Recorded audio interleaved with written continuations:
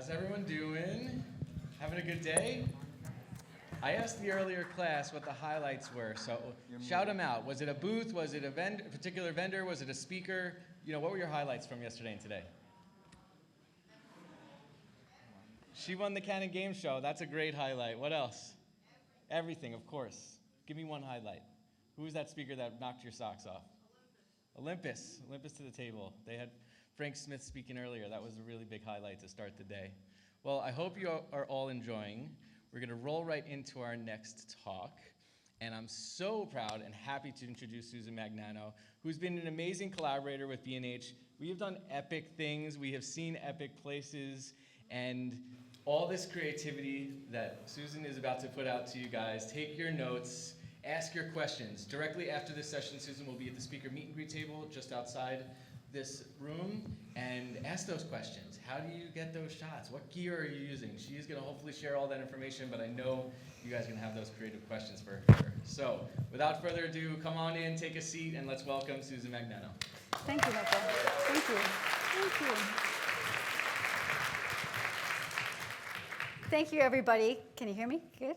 Great. My name is Susan Magnano. I am honored to be here presenting to you guys and to share with you guys my passion, which is night photography. How many of you guys love night photography? Let's see a raise of hands. Oh my God, so many of you. So for those of you who did not raise your hands yet, I hope by the end of this presentation you will love it.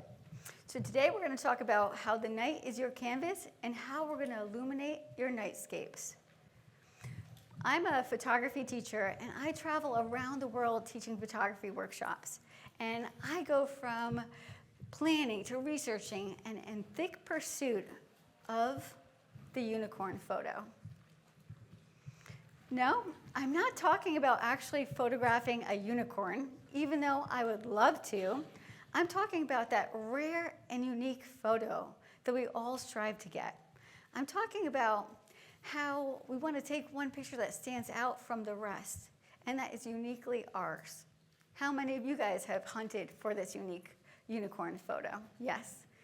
And how many of you guys have traveled around the world or even traveled on vacation to try and find a unique photo, and this happens? Yes, I can tell. A lot of you guys. I know, I hate it too. But this is normal. 50 other photographers had the same great idea that you did. And I want you to think about what goes through your mind. First, you set up your camera, and then you're thinking, how am I going to get an original shot here? Then, secretly, you start checking out other people's camera gear. Like, hey, is my camera better than theirs? But honestly, that's not going to make a difference. All camera gear is great nowadays, and it doesn't even matter. You guys all are going to take great pictures, so that doesn't even differentiate you anymore. So then you look around and you realize everyone's pointing their cameras at the same subject. Not the mountains, the light. Let me be clear. The subject is the light. It is not only the main ingredient to the photos, it is the only ingredient in your photos. Our cameras are just fancy light capturing machines. And I just want to say, if we're all capturing the same light, aren't we all capturing the same photos? So what do? That is a big question. What do you do? Well, when everyone leaves after sunset, because they think all the good light is gone, you stay. And that is when you shine. In the presence of the sun, we capture the world as it is in front of us. Oops, let me go back. See if this starts. There we go. In the presence of the sun, we capture the world as it is in front of us. But in the presence of the world, we capture the world as it is in front of us. In its absence, in the void, we can go from capture to create. So that unicorn photo we've been searching for has actually been in front of us the whole time. We just needed to make the shift from capturing the light that's in front of us that everyone else is capturing to creating it. And that is when the magic happens. And this is just a normal Sunday night for me, guys. I just run around with a bunch of light tools, having a good time. And I hope to inspire you guys to see the magic of night photography. So the night is your blank canvas. You are untethered by the limitations of darkness. You can transform the ordinary into the extraordinary. You can create your own reality out of the darkness. You can draw and paint with light. And you can create art that's beyond your even imagination. So, can we become the masters of light? I think we can. We can also illuminate what we choose and also keep what we don't want to illuminate in the shadows. So think about that kind of power. And you can go from capturing to creating. And to be honest, this is the one time in my photography career that I've actually truly felt like an artist. So how are we going to do this? With long exposure photography and light painting. So are you guys ready to be inspired to paint the night? Yes, I hope so. So let's get started. So what is light painting? Light painting is a photography technique when you use a light source to shine light on your subject or to use light to draw in your scene during a long exposure. I created a free ebook. I recommend you guys all take a picture of this slide. It has a QR code that will link to my ebook, and then you'll be able to have the Cliff Notes version of this presentation. It is the fundamental framework of doing any type of light painting photography, and I'm happy to share it with you.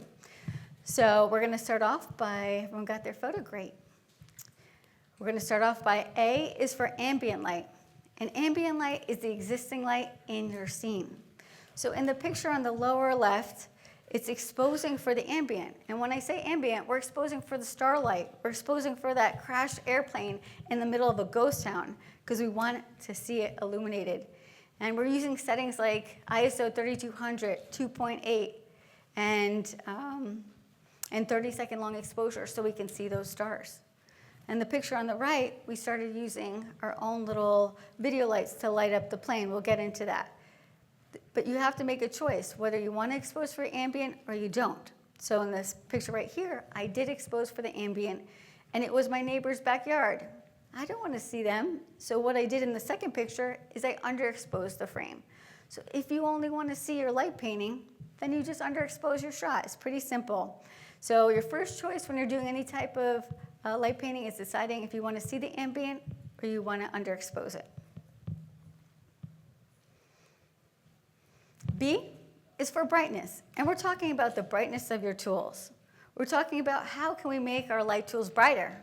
We can first turn the power up, we can bring the light tool closer to our subject, and we can even keep it on for a longer period of time. The picture below is all the light tools that I use. Some girls collect shoes, I collect a lot of light tools. So this is just a few of them, but I use a lot of flashes, video lights, and LED panels. C is for color. And since we're introducing color, or since we're introducing light into our scene, why not make it colorful? So I've included here the color wheel, and I want you to see how blue and yellow are across from each other, which means that their hues are going to have the highest contrast. And when you think of contrast, we typically think of bright versus dark. But now I want you to think of warm versus cool. I'm not sure how that picture looks for you, but it's a truck with a golden light on it and blue hour. So if you notice that it's blue hour, to make the truck pop up even more, I put a warm light on it. So again, I'm thinking of color contrast.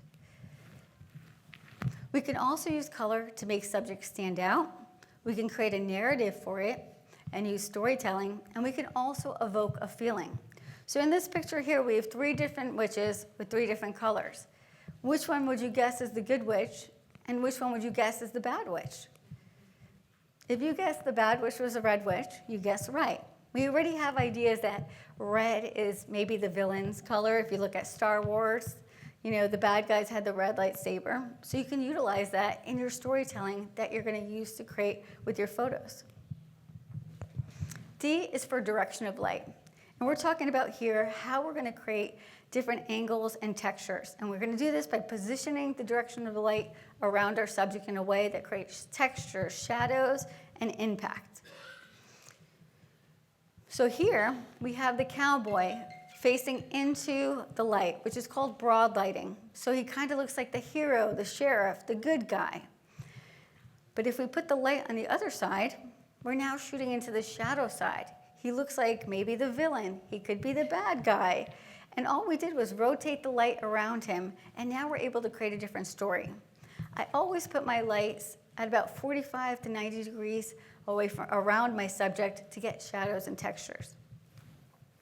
Here's one more example. This is just a truck, and I put the light in 4 different positions around it. So I have like a Luxley fiddle, which is a wonderful video light, LED light, and I put it on the light stand. And in order for me to see what would be best, first I started putting it next to the camera so it broadly lit the truck. Then I brought it around so it was kind of lighting the front. Then I went around the end, and now I'm shooting into the shadow side. And then I went all the way to the back, and I lit it up from the back. So this is just to show you guys, before you start doing any type of photography, really explore what you could do with your light and how you can create a different narrative by putting a light in different positions. It's super helpful to have a friend who can walk your light around so you can see what it looks like. So I recommend bringing your friends whenever you're going to do some light painting. And they also share great ideas too, so check that out. Bring your friends along. E is for exposure. So first thing we're going to do when we're setting up our shot is we're going to put on manual mode, or bulb mode. When it comes to ISO, aperture, and shutter speed, it all really depends on the environment. So if you're going to do a really complex light painting, maybe you would need a longer shutter speed. And that's not going to really, there's no real cheat sheet to that, but I have actually created one here. This is a very loose starting point for when you're going to do any type of light painting. I have here, if you're shooting in the city, ISO 100, f8 in 10 seconds. If you're shooting under moonlit, let's say like a 50% moon, I'd say 640, ISO 640, 5.6 in 20 seconds. And if you're shooting for the stars, ISO 3200, 30 seconds, 2.8. But those are just starting points, because I want you to really think about how long will it take you to light paint your scene, and that's going to dictate your shot, as well as if you want to showcase the ambient or not. F is for focus. We're going to first set our cameras up on a tripod. Tripods are completely necessary when you're ever going to do any night photography. We're going to use a flashlight to illuminate our subject, and then we're going to use autofocus. And here we're going to put autofocus so we can shine it where the flashlight's shining, and then we're going to put it in manual focus once it's locked. And the reason for that is you don't want your focus to hunt. So if you turn your lights off, now you're in the darkness, your autofocus won't be able to find your subject, and it's going to hunt. So it's really important to pre-focus your camera and do it that way. You can also, if you're shooting with the model, mark the ground, because if you're having a model who likes to move around a bit, you'll know a starting spot. That's where she'll be in focus. It's really helpful, speeds things up. G is for gear, and I shoot with a lot of great gear, guys. One of my favorite cameras to light paint with is the Olympus OM1 camera, because it has this live composite feature, which allows me to see my light paintings in real time. I mean, it's like magic. It's like a magical camera for light painting. I typically shoot with medium and wide angle lenses. I use Benro tripods because they're awesome, they're sturdy, they're reliable, and I can travel with them. I have the new Cyan Bird. If you guys haven't seen that one, it is awesome. I use a remote trigger, so I can walk around my subject and I can trigger the camera remotely. Also, it helps me eliminate any camera shake, because remember, we're doing long exposure photography here. And if we hit our shutter button, it might create a little shake and then blur in our picture. I also use drones. So I don't use drones in a typical way that you would normally use drones. I actually use drones to light paint my subject. So there's a landing light on the bottom of most drones. I have the Mavic 3, and you're able to turn it on while the drone is in flight. And what I do is I bring the drone over my subject, and I'm able to light paint my subjects from any angle. It is like being able to put the sun anywhere in the sky. It is incredible, but I don't recommend all of you guys shooting your drones up in the dark. I don't want to hear any crashed drone stories. It is quite challenging to fly your drone in the dark, so I'd say make sure you're a pretty good expert level drone flyer before you do that. Also, I've since then stopped using the drone light, but I've also have an attached light for safety reasons and also to shine more light on my subject. I use flashes like this one right here. And I use them in a really unique way. I don't put them on my camera. I actually trigger them from my hand. So if you see the screen here, I put it in manual mode and I power it up and down. So it's set on manual mode. I have it at 1/28th, and then I hit this green test button. See that? And I pop it on my subject. So I'll literally run through my scene and pop light on my subject or pop light within the frame. And the reason I do that is because anytime I set up a light stand, it actually gets in my way. And I'd rather just be the light painter running through the frame, putting the light where I want it to be, than having to trigger a flash remotely. So these are really, really crucial when I want to shine light on my model's faces or my subject's faces and freeze it and lock it in. I also use a Nanlite Pavo tube for painting in my scene. They're great, they're wildly colorful, and they're a great light tool. I use the Luxley Fiddle for all my low-level lighting, and we're going to dive into that in the future. And I also use an assortment of flashlights. One of them is called the RGB Critter. I know it's a weird name. It's made by a company called Ants on a Melon, even weirder. I know, guys, these colors. But it's a colorful flashlight. It has 39 different colors. I have it right here. They come in purple and green, and they're really amazing for really spilling light on your subject. It's one of my favorite tools to use. And I use regular flashlights. If you guys are going to invest in any type of these products, I recommend investing in a quality flashlight that has multiple different settings, like 20 lumen to 1,000 lumen brightness, because you're going to have to power your light up and down during your exposures versus photographing in the city, you'll need a much brighter light, or if you're photographing the Milky Way, you're going to need a much dimmer light. So it's really helpful to have a powerful flash. Lastly, I have this really cool tool. It's called the Nanlite T8 tube. And what's cool about it is it's made for light painters. There is a tool called the T8 tube, which I'll show you later. But this one is like a Pavo tube. It will turn all different colors, and it's like a lightsaber. So LED lightsaber. So you can do so many things with this. I use it a lot for my light painting. And you can check it out. They have it down at the Nanlite booth. All right, that was a long one. H is how to find a location. So I recommend scouting during the day.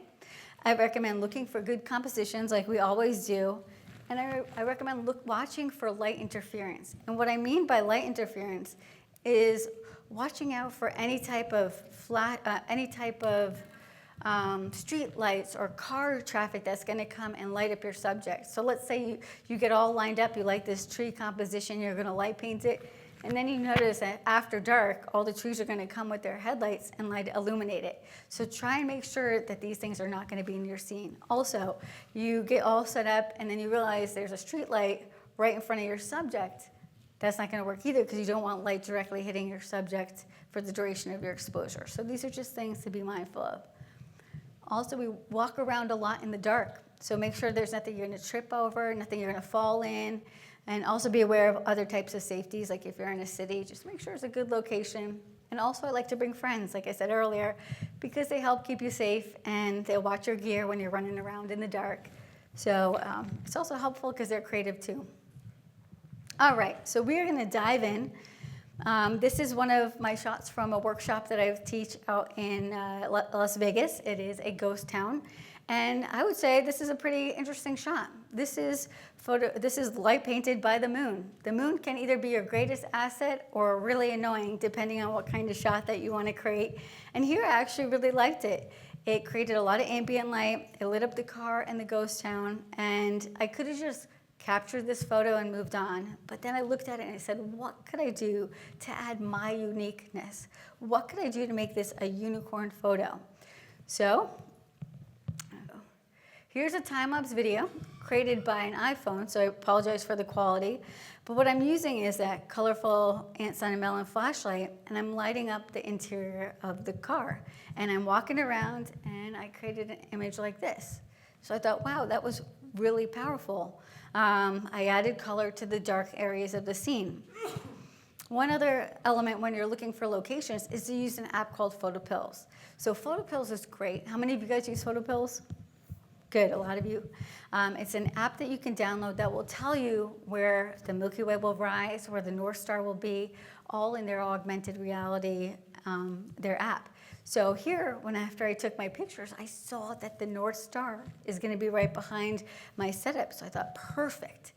Let me do some star trails. So I did about a half an hour of star trails, basically because I was about to pass out. It was really late in the night, and it was as long as I can stay awake before retiring for the next morning. So I did a half an hour of star trails, and I composited this. All the pictures in my slideshow are all done in camera, except for any I added star trails to. Those are the only ones that I took a sky, and I mixed it with my foreground. And could I have done this in camera? Sure. But I like to make a lot of variations on my light painting photos. And then I pick the one that I like the best, and then I add the sky, so it's a lot easier to do it in Photoshop. Here's another photo. Again, it could have been, that's it, it's great. But I added 2 light sources. I added one inside the car, and I added one inside the barn. You see how they're already pre-lit? And then the rest is all moonlight. And what I'm doing here is a technique called low-level lighting. And again, I'm using this Luxley fiddle, which is a great tool. They sell at B&H. It's a video light, and I put it on a low-level light. So it's 1 to 5% brightness, and I leave it on for the duration of the photo. So these are kind of, think about like background lights. I put it in the car, and I don't deal with it until I'm done with the photo shoot. Maybe I'll change the color, maybe I'll change the power, but they're really just little kick lights. So of course you wanted to see inside the car, and of course you wanted to see in the barn. And I could have just stopped there. That's a really cool shot. The angle of the moonlight is really unique. I think that was nice. But again, I thought, how can I transform this picture? Great. So again, now I'm using the Nanlite Pavo tube, and I'm painting it like a painter. I'm bringing the tube right along the car, and I'm spilling the light carefully where I want it to be. If I lit up the whole car, it would look terrible. So I have to be really specific about the angles of light that I put it on. You'll also see a little white splash. That was actually, I accidentally turned the light towards the camera, and I caught a little light spill. And this is what it looked like. So I'm going to show you guys the difference. This is the shot I just took with the light painting, and then this is the shot I took before. So you can see, like a painter, you're adding the light to the scene. And guys, I don't do it all in one take. I learn from every shot I do. Okay, maybe a little less light here, maybe a little bit more light here, and then you're able to create this 3-dimensional image, all in camera. All right, so for those people who want to only see your light painting, because the moon actually can take away, it dilutes your light painting, I recommend going out when there's no moon. So this is how I actually got started with light painting. I went out and I wanted to photograph the Milky Way, and I was tired of getting silhouettes. How many of you guys are ever tired of getting silhouettes, right? You're just like, all right, another silhouette and the Milky Way, another silhouette and the Milky Way. I thought, what could I do to make this unique? So this is actually really early on in my light painting, and I was sitting here waiting, and this is waiting for the Milky Way to rise, and a car came by and spilled light on this arch, not this arch, this rock. This is Arches National Park. And I thought, oh, okay, that was interesting. And then I took a picture, and I was like, okay, that's not bad. So I waited for cars to come to light up the rock, and then I used my headlamp. I didn't even have a real flashlight to light paint with at that time. I was just using my headlamp to light paint this tree, and I was able to get this shot. And I know a lot about lighting because I am a portrait photographer from the beginning, and I knew if I brought the light over to 45 or 90-degree angle to light paint the tree, that would make it more interesting. If I could have moved the light painting on the rock a little bit differently, I would have, but I was at the mercy of the cars driving by. You're also going to notice I actually put the exposure times and information and the light tools that I use. I don't really reference them all the time, but I wanted you guys to see what I use in each picture. So I went from using a headlamp to light paint my pictures to using a drone. And that is quite a change. That's quite an upgrade, to be honest. So the top picture we're looking at is a silhouette. And this silhouette is a picture anyone would take if they just walked up and saw this mountain. Then I set my drone up, and I have the possibility of putting the drone on the left side of this pinnacle or the right side. And I love seeing how the light is casting on the pinnacles. This is from a workshop I do out west at Trona Pinnacles. It is just phenomenal because you have these otherworldly scenes. Here's an example from my Alabama Hills workshop where, again, most people would just be happy that they captured the Milky Way and the silhouette of Boot Arch. The right picture, we added a low-level light behind it to illuminate the boot of the Boot Arch. You guys see that little light? See how it's actually taking form? And this one, we threw the drone up, we put a downward light on the arch, and we're able now to see the texture. Like, it's just upping the ante. It's transforming the landscape. Now this one, so not only do you light paint around your subject and light paint your subject, this is now actually light drawing. We took the drone and actually captured it, spinning a circle around our pinnacle. So like this really looks like aliens are attacking or something. I love it. But yeah, there's a technique with drones. You can I can tell you guys about it forever. Whoever flies drones to kind of select the subject and fly circles around it. So I was able to do this around this pinnacle and create this otherworldly type scene.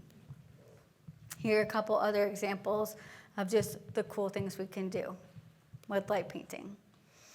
Here's an example. I know it's hard to see. It's probably dark. This is a silhouette of a motel sign at a ghost town that I shoot often at. And I noticed again that the North Star was going to be behind the sign. So I did over an hour worth of star trails. So I got that shot. And then I decided I was going to do my light painting. And again, I used an ants on a melon flashlight. It's all different colors. I changed the color between each letter. And I light painted on the sign. So remember how we'd walk up to a scene and anybody can capture these photos? Nobody's getting this picture. And the real secret is we're creating the light. We're not waiting for the sun to be in the right angle or the weather to be right or for there to be God rays and rainbows because we never know if that's going to happen on the one day that we're visiting this scene.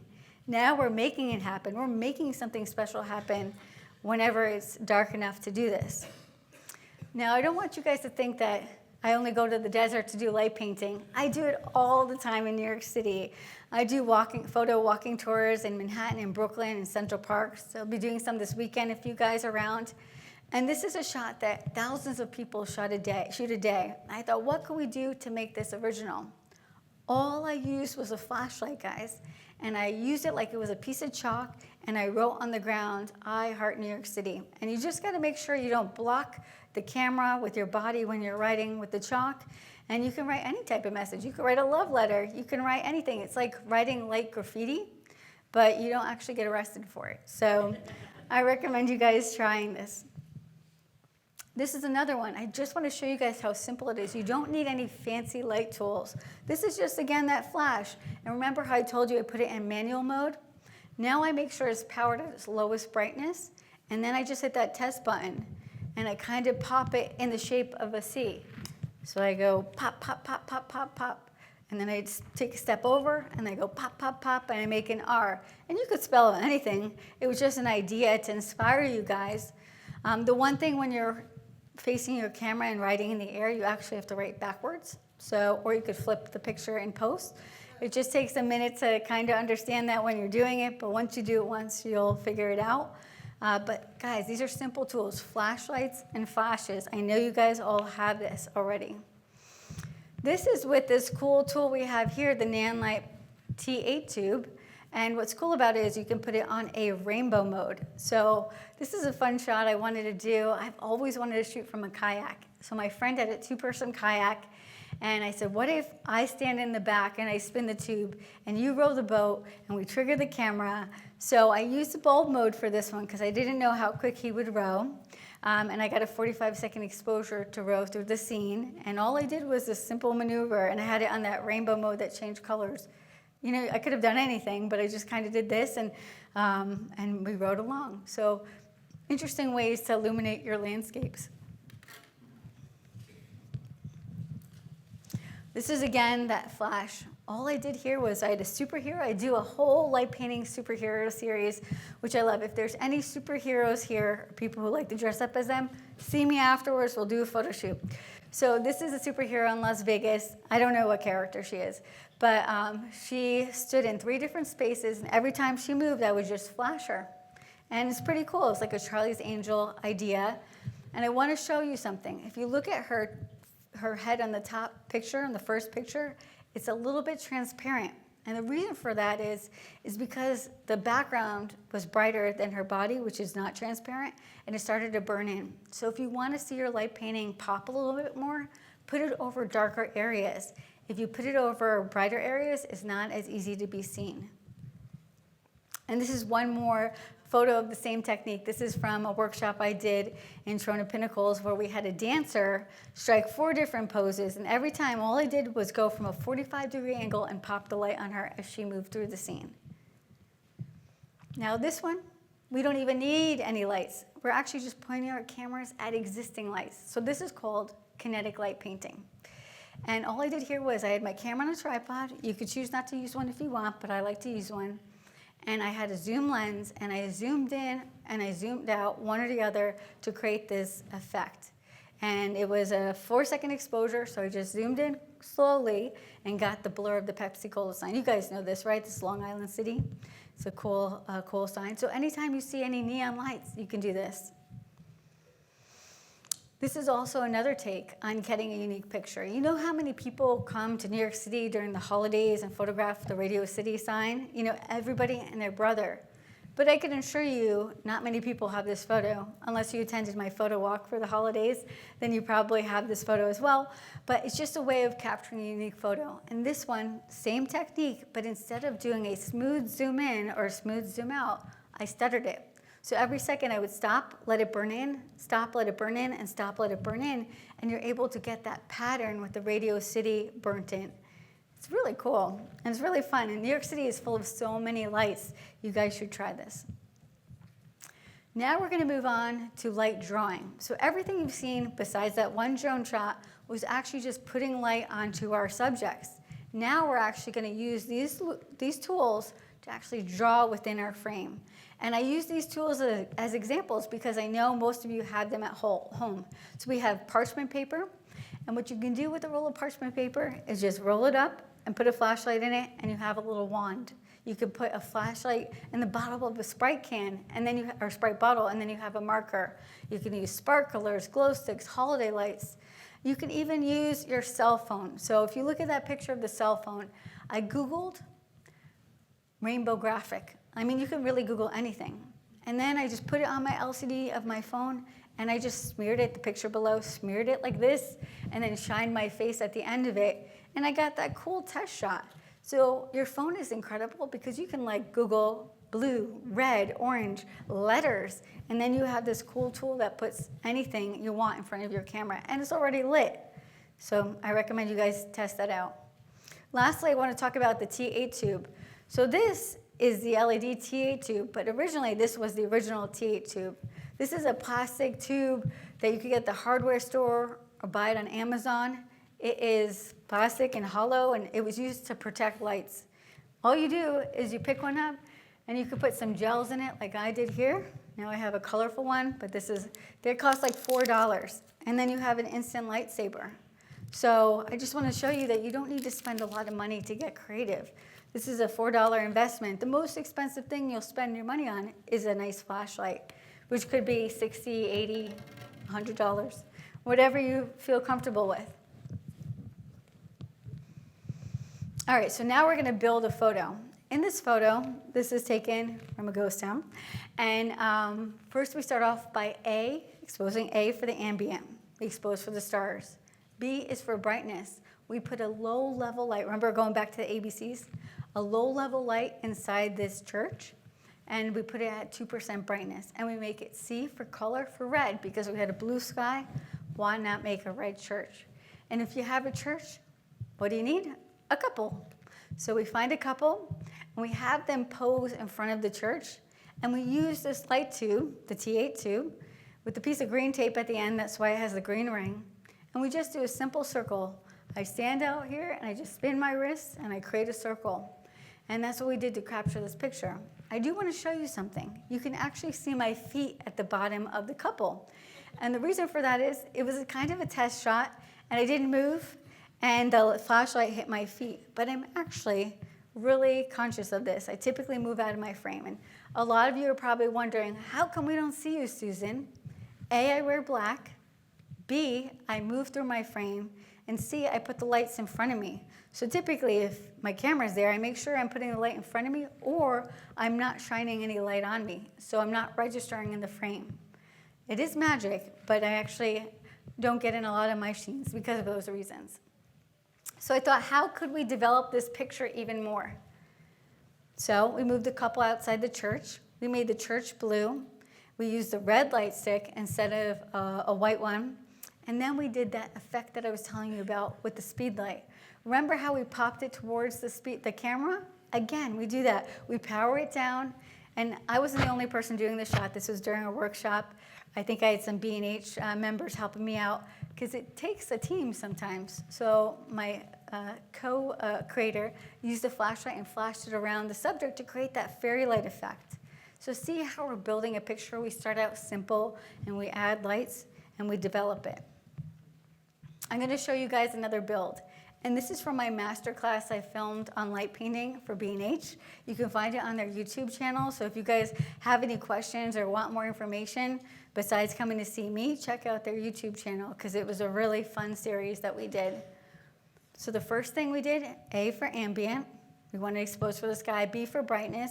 We used a low-level lighting. We put 2 lights in this picture. One on the far side where that light is featured, casting light towards the camera because I wanted to shoot in the shadow side. And we picked blue and red because of color contrast. Again, we want the colors to pop. And then we added our subject. I thought, okay, we have a cool barn. We have some cool lights. We're missing something. We had the human form. And instantly, we have a narrative. Seeing how you can add somebody creates a whole story. Is he the Marlboro man? Who is he? Smoking a cigarette? And then we have a smoke machine behind him, too, just to add an extra element of atmosphere. So what do we do next? Well, we can break out a light tube. And now we separate him from the background by doing, again, a quick circle around him. And we have the flash. So now you're going to see that I start flashing my subjects because I don't want them only to be silhouettes. I actually want to show their faces and their forms.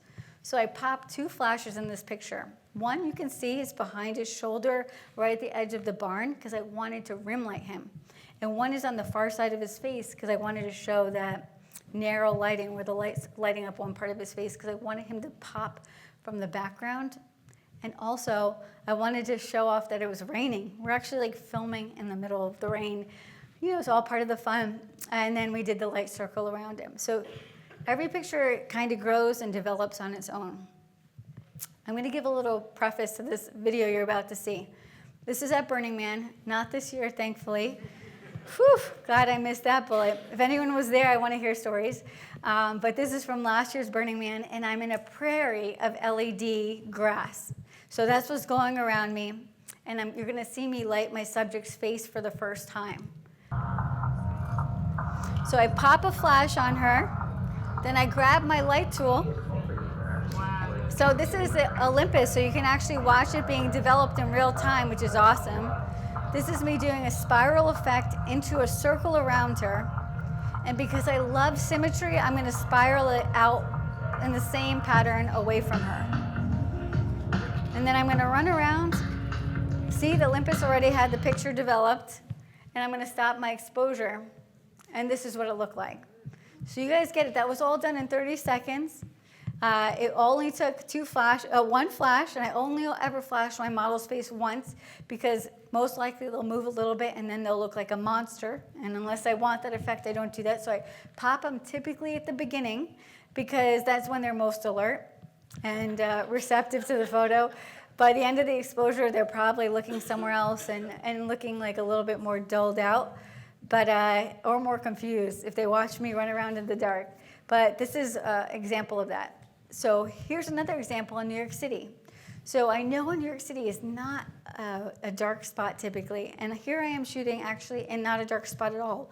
I'm in the cloisters underneath an archway area. Really cool place. I was excited to go there, and then I was kind of annoyed that there was so much light, but I figured it out, guys.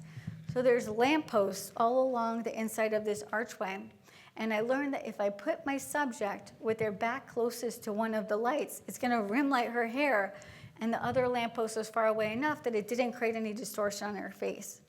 So typically, I like to face my models into the shadows because then you don't get any weird effects on their face. And this is what it looks like. Oh, here we go. So I flashed her. I grabbed my light tool. I'm running around with the flash on strobe mode. I do little miniature circles around her.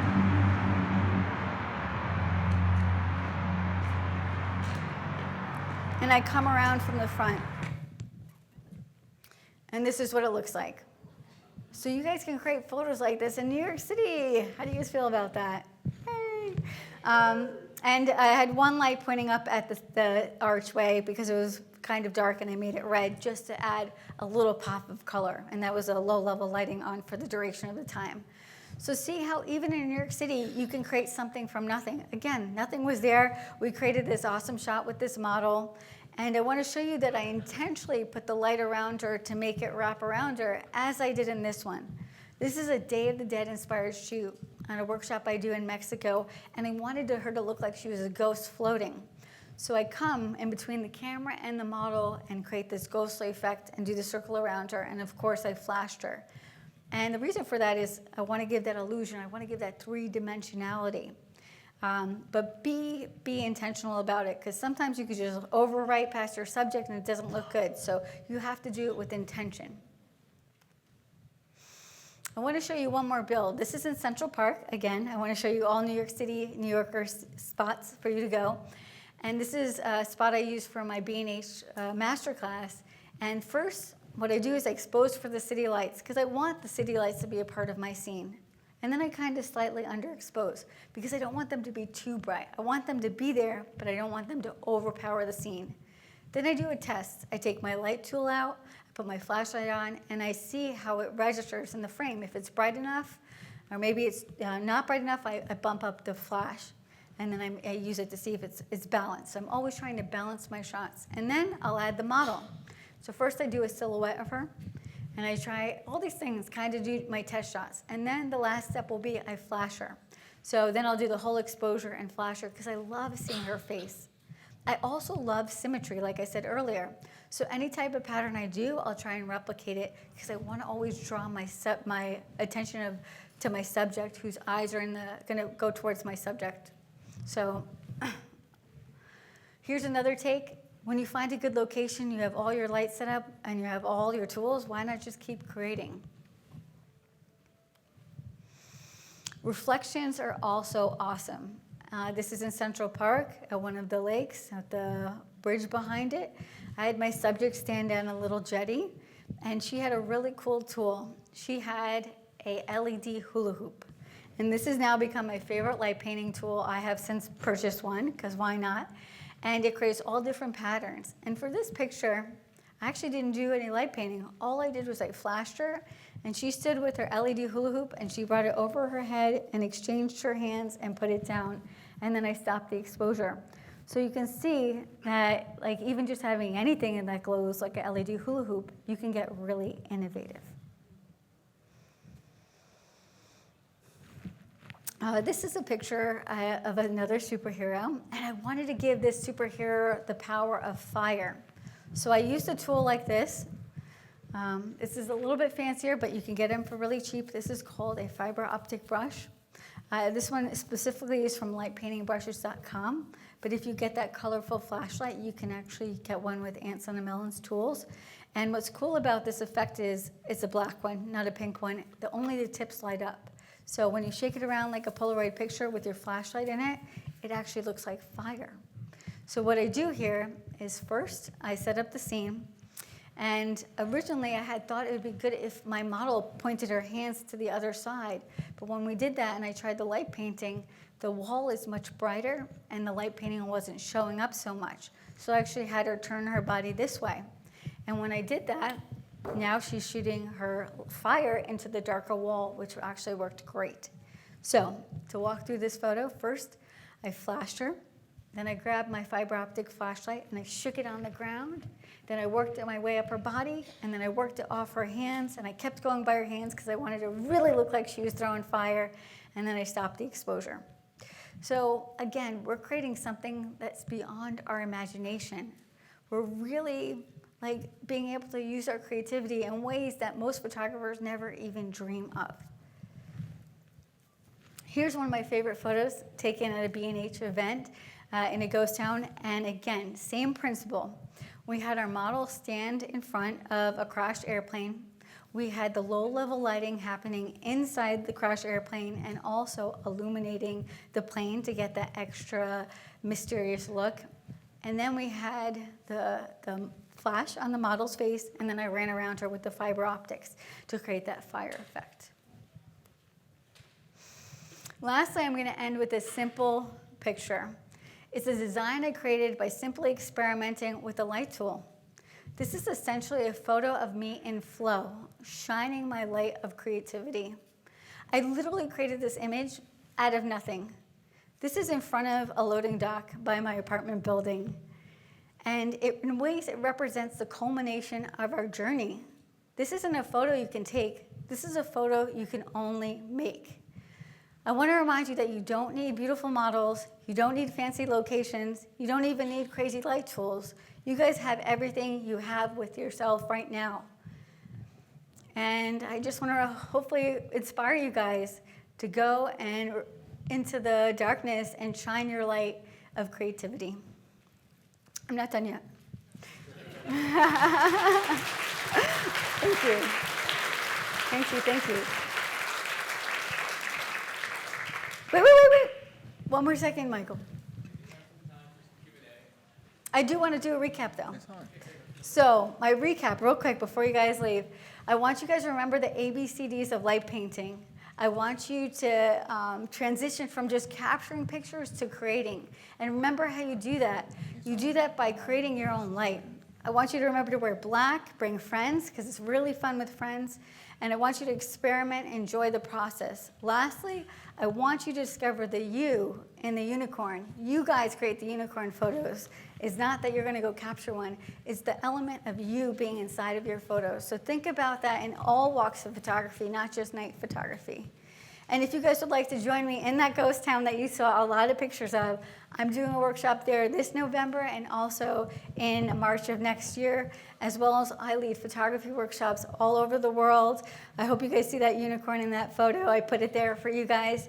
You can follow me on Instagram, DM me with any questions, and share with me your creations, because I hope to see some beautiful pictures that you guys went from capturing to creating. So thank you for your time. I'll be outside with my tools, answering any questions. Thank you.